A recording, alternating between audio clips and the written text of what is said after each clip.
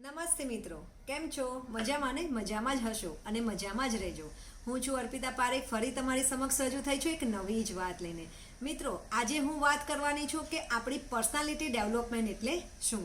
બધાને જ ખબર હોય છે અને બધા જ જાણતા હોય છે, પણ હું એકદમ સાદી સરળ ભાષામાં વાત કરવાની છું જેથી દરેક વ્યક્તિ એને આસાનીથી સમજી શકે. અને હા, એના વિશે થોડી ટિપ્સ પણ આપવાની છું. જો એ તમે ફોલો કરશો તો તમારી પર્સનાલિટીમાં પણ ખૂબ જ વધારો થશે. સૌ પ્રથમ આપણે સમજી લઈએ કે પર્સનાલિટી ડેવલપમેન્ટ એટલે શું.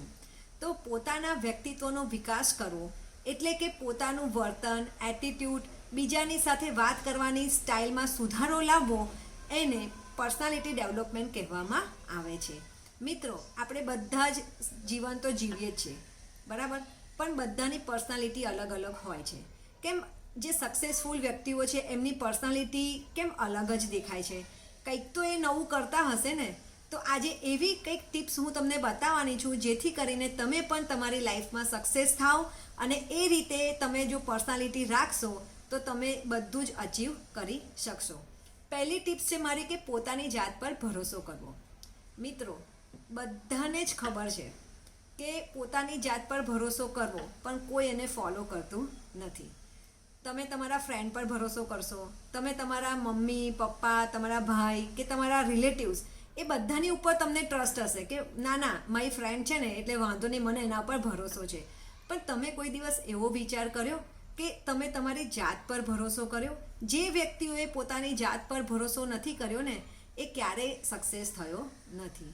દરેક માણસનું આવું જ હોય છે કે બીજાની ઉપર વિશ્વાસ કરે છે, બીજાની ઉપર ભરોસો કરે છે, પણ એ ક્યારેય પોતાની જાત સાથે ભરોસો કરતો નથી. મિત્રો, તમને એક બીજી વાત કહું કે માણસ છે ને, એને દરેકનો સાથ જોઈતો હોય છે.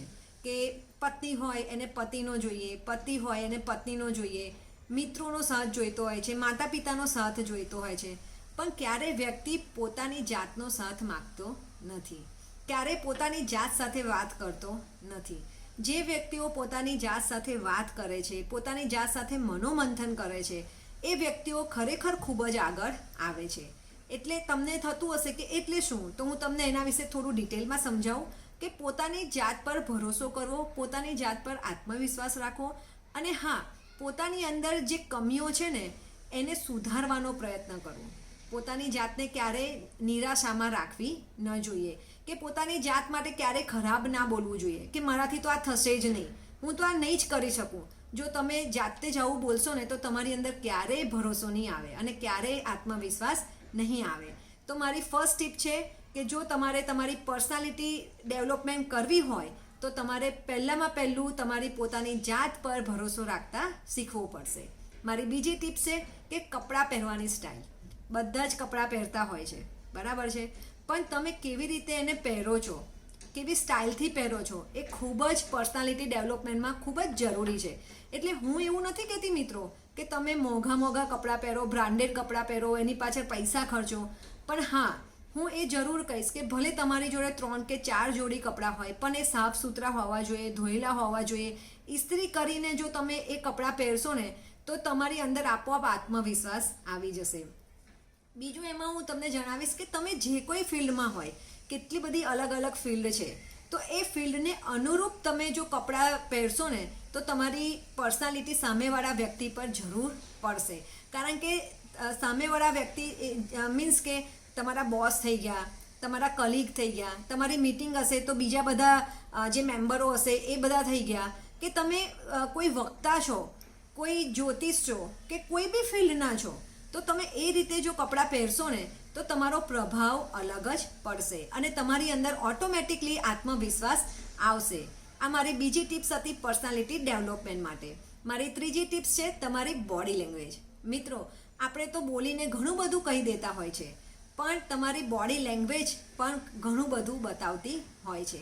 તમે કેવી રીતે બેસો છો, કેવી રીતે ખાઓ છો. મારી ત્રીજી ટિપ્સ છે બોડી લેંગ્વેજ. વાતો કરીને, શબ્દો દ્વારા આપણે તો બધું જ બીજાને સમજાવી શકીએ છીએ, પણ આપણી બોડી પણ ઘણું બધું કહી દેતી હોય છે. એટલે એને કહેવામાં આવે છે કે બોડી લેંગ્વેજ. નહીં બોલીને પણ આપણા શરીરના હાવભાવથી સામેવાળા વ્યક્તિને ખબર પડી જતી હોય છે અને બોડી લેંગ્વેજ દ્વારા વ્યક્તિનું વ્યક્તિત્વ નિખરતું હોય છે. તમે કેવી રીતે બેસો છો, કેવી રીતે ચાલો છો, કેવી રીતે જમો છો, એના દ્વારા એ પ્રભાવ તમારો બીજા વ્યક્તિ પર પડતો હોય છે. એટલે જો તમારે પર્સનાલિટી ડેવલપમેન્ટ કરવી હશે ને, બીજાની ઉપર સારો પ્રભાવ, પોઝિટિવ પ્રભાવ પાડવો હશે ને, તો બોડી લેંગ્વેજમાં સુધારો કરવો ખૂબ જ જરૂરી છે. મારી ચોથી ટિપ્સ છે, આત્મવિશ્વાસ હંમેશા રાખો. મિત્રો, કેટલા એવા લોકો છે ને કે જેની અંદર આત્મવિશ્વાસ જ નથી હોતો. સેલ્ફ કોન્ફિડન્સ કહે છે ને કે પોતાની જાત પર ભરોસો તો રાખવો, આત્મવિશ્વાસ પણ રાખવો ખૂબ જ જરૂરી છે. જો તમારી અંદર આત્મવિશ્વાસ નહીં હોય ને, તો તમે રાજામાંથી રંક પણ બની શકશો, અને તમારી અંદર આત્મવિશ્વાસ ભરપૂર હશે ને, તો રંકમાંથી રાજા પણ બની શકશો. તમારા એક આત્મવિશ્વાસ દ્વારા જ દુનિયાનું અઘરામાં અઘરું કામ પણ તમે આસાનીથી કરી શકશો. અને જો આત્મવિશ્વાસ નહીં હોય ને, તો દુનિયાનું સૌથી સરળ કામ પણ તમને બહુ જ અઘરું લાગશે. એટલે મિત્રો, સૌ પ્રથમ તો પોતાની જાત પર પહેલાં મેં કહ્યું એ પ્રમાણે ભરોસો તો રાખવો જ, પણ આત્મવિશ્વાસ રાખવો ખૂબ જ જરૂરી છે. આત્મવિશ્વાસ રાખવાથી તમારી અંદર એક નવી જ ઉર્જા પ્રાપ્ત થતી હોય છે, એક પોઝિટિવ વાઇબ્રેશન આવતા હોય છે, અને કામ કરવાની તમને પ્રેરણા પ્રાપ્ત થતી હોય છે. મારી 5મી ટિપ્સ છે પ્રેક્ટિસ કરવી. વિધાઉટ પ્રેક્ટિસ વગર તમે કશું જ પામી શકતા નથી. દરેક ફિલ્ડમાં તમે જોઈ લો, એ પછી આટલા મોટા મોટા એક્ટરો હોય, ક્રિકેટરો હોય, કે પોલિટિશિયન હશે, કે કોઈ પણ હશે જે સક્સેસફુલ માણસો છે, એ એમની પ્રેક્ટિસ વગર ક્યારેય આગળ આવી શકતા જ નથી. વિધાઉટ પ્રેક્ટિસ વગર તમે લાઈફમાં કશું જ કરી શકતા નથી. એટલે તમને જે ફિલ્ડમાં ઇન્ટરેસ્ટ છે, તમને જે કરવું ગમે છે, એમાં વારંવાર જો તમે પ્રેક્ટિસ કરશો ને, તો તમે જરૂર આગળ આવશો.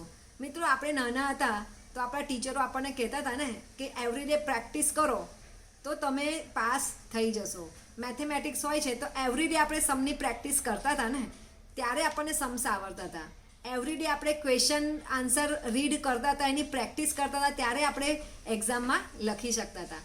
એવું જ આ જીવનનું છે કે તમે રોજે રોજ તમારે જો તમારી સ્કિલ વધારવી હશે ને, તો એના માટે તમારે રોજે રોજ પ્રેક્ટિસ તો કરવી જ પડશે, તો જ તમે સક્સેસ થશો. મારી 6ઠ્ઠી ટિપ્સ છે સ્વતંત્ર વિચારધારા રાખવી. કેટલા એવા લોકો છે કે પોતાના નવા કામની શરૂઆત કરતા પહેલાં મનમાં ને મનમાં એવું વિચારતા હોય છે કે લોકો શું કહેશે, મારા કાર્યમાં મને સફળતા મળશે કે નહીં મળે. જો એવું જ વિચારતા રહી જશો ને, તો તમે ક્યારેય આગળ નહીં આવી શકો. પાણી વહી જશે અને તમે ત્યાંના ત્યાં જ રહી જશો.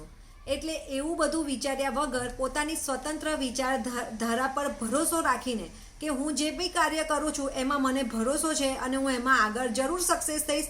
એમાં સક્સેસ મળશે તો પણ ખરું, નહીં મળે તો પણ ખરું, પણ હું હિંમતથી આ કામ કરીશ, નવા કામની શરૂઆત કરીશ. એ ભાવ સાથે જો તમે આગળ વધશો ને, તો જરૂર તમે સક્સેસ થશો. આ એક બહુ જ મહત્ત્વનો પર્સનાલિટી ડેવલપમેન્ટનો પોઈન્ટ છે.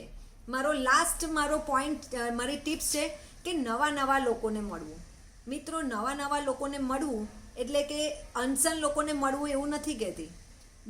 જેની વિચારધારા સારી છે, જે વ્યક્તિઓને મળવાથી આપણે કંઈક નવું જ શીખી શકીએ, નવું જ આપણને કંઈક જાણવા મળે, એવા વ્યક્તિઓને મળવું ખૂબ જ જરૂરી છે. જ્યાં સુધી આપણે નવા વ્યક્તિઓને મળીશું નહીં ને, ત્યાં સુધી આપણે કૂવામાંના દેડકા જેવા જ રહીશું. આપણી દુનિયા એટલા સુધી સીમિત રહેશે. આપણને ખબર જ નહીં પડે કે દુનિયાની અંદર કેટલું બધું આગળ બધા લોકો નીકળી ગયા છે, પ્રગતિ કેટલી બધી થઈ ગઈ છે. નવા લોકોને મળવાથી નવી વિચારધારા આવે છે, નવા આઈડિયાઝ મળે છે, નવી વાતો જાણવા મળે છે, અને કંઈક નવું કરવાની આપણને પ્રેરણા પ્રાપ્ત થતી હોય છે. આપણી અંદર જે કમીઓ હોય છે ને, એ પણ આપણને સમજમાં આવતી હોય છે. એટલે મિત્રો, તમારે નવા લોકોને મળવું જોઈએ, એમાંથી નવું શીખવું જોઈએ, તો તમારી પર્સનાલિટી ડેવલપમેન્ટ થશે. કારણ કે તમે જો એકલા રહેશો ને, તો તમારી અંદર તમારા જેટલા સીમિત વિચારો છે ને એટલા જ રહેશે. તમારી અંદર નવા આઈડિયા પણ નહીં આવે.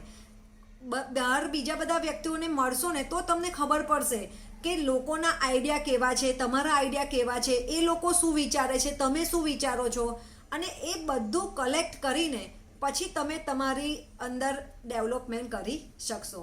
તો મિત્રો, આટલી ટિપ્સ હતી પર્સનાલિટી ડેવલપમેન્ટ માટે. જો તમે આ ટિપ્સ અજમાવશો તો જરૂર તમે તમારી લાઈફમાં સક્સેસફુલ થશો. હું પણ આ બધી ટિપ્સ ધીરે ધીરે અપનાવવાનો પ્રયત્ન કરું છું. મિત્રો, આટલી ટિપ્સ હતી જો એને તમે ફોલો કરશો તો ખૂબ જ તમે આગળ આવશો. પણ હા, એના માટે તમારે ભરપૂર મહેનત કરવી પડશે, સેલ્ફ કોન્ફિડન્સ રાખવો પડશે, આત્મવિશ્વાસ રાખવો પડશે. આ ઉપરાંત તમારે પ્રેક્ટિસ પણ કરવી પડશે.